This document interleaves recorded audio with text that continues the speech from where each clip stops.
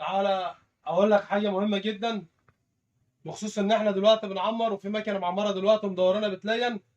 الناس اللي بتسال النهارده بتسال او انت واخد مكانتك بتلينها، وبعد يوم او اتنين ظهر معاك صوتك تكه فوق، تمام، في الراس الفوقانيه. في ناس كتير بتزعل، في ناس بتقلق، تمام، فبتتصل على الصنايعي: عندي تكه، عندي مش عارف ايه، عندي شخشخه، الكلام ده كله. فانا النهارده هقول لك لما بتكون واخد مكانتك معمره بتلين وتسمع تكتكه فوق او شخشخه في الراس الفوقانيه، ما تقلقش منها. ليه ما تقلقش منها او زي ايه؟ خليك معايا عشان اسمعك دلوقتي وبعدين هقول لك دي سببها ايه او ايه السبب بتاعها، بس هسمعها لك الاول، تمام كده؟ خليك معايا بس الاول اخلص الغطا. تعالى بقى اما اقول لك. بص، ده دلوقتي لسه حله فوق وتحت، تمام. دايره دلوقتي، ده تالت يوم لها دايره. المكنه ديت عشان غريبه ماهاش من هنا، المكنه ديت من المحله، المكنه دي من المحله الكبرى. فطبعا الراجل جابها بيعمرها ومش هينفع ياخدها مثلا، او مش عايز يحملها عشان المشوار والمسافه والكلام ده كله، فاحنا بنلاقيها له عندنا ويجي ياخدها من هنا ماشي. ان شاء الله بامر الله يوم الخميس هتكون خلصت. باجي بقى لها 3 ايام دلوقتي دايره ورابع يوم النهارده. ركز مع الصوت بتاعها، تلاقي التكه اللي انت بتسمعها دي.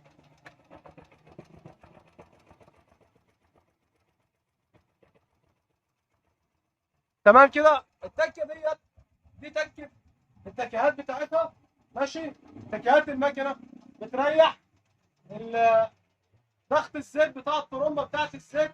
لما بيكون في طرمبه زيت دايره، حاجه خفيفه قد الطرمبه كده يا محمد، طرمبه زيت، طول ما هي دايره صمنسيه بتبقى الطرمبه واخده لفه براحتها، ضغط الزيت بيبقى فوق على هادي، ما بيبقاش ضغط بكميه كبيره. فعشان كده بيبقى الشاكوش بيريح من مطرح الخرط، من مطرح العمره، من مطرح الجوانات، من مطرح الكلام ده كله. كل ما المكنه بتلين يوم عن يوم عن يوم، فبيروح الحاجه ديت مريحه، جوانات بتريح، شميس بيريح، بيستم بيريح، بيقل كل ده، فبيبدا يديني خلوص بسيط في التكيهات بتاعتي، فبتسمع زي ما انت شايف. وبالنسبه للزيت، لما الترومبه هي شغاله صناصير دلوقتي، الترومبه بتلف معايا بالراحه كده، لان انا ما فيش تزويد بنزين، هي نفس الحركه دي بالظبط حسب الصناصير اللي انت بتظبطها، تمام. لما انا باجي ازود بقى بنزين عشان خاطر بخلص تنين وبحب انفض مكانتي، الترومبه بتلف معايا اسرع، عدد لفات اسرع، ترفع زيت اعلى، يقوم الزيت يخش تحت التكيات او بين التكيات وبعضه يعمل عزل، ما يسمعش ليا الصوت ده. يعني احنا دلوقتي لو زودنا لها نمنع الصوت، بس طبعا عشان هي ما خدتش التنين الكافي بتاعها فمش هنزود لها. فانا الغرض من الفيديو بتاع النهارده ان انا بقول لك لو انت معمر عند اي صنايعي، تمام، وسمعت التكه ديت بعد يوم او بعد اتنين، ما تقلقش، ما تتصلش على الصنايعي بتاعك، ما تقلقوش معاك، انت ما تقلقش، لا، لان ده طبيعي في اي مكنه وهي بتلين، بيبقى التكيهات بتاعتها واخده خلوص عشان خاطر ما تبطلش، عشان خاطر ما تسخنش. فالميكانيكي بيبقى مريح لك التكيهات سنه مع تنين المكنه، بيبدا التكيه ده يريح، تسمع الصوت اللي انت سامعه.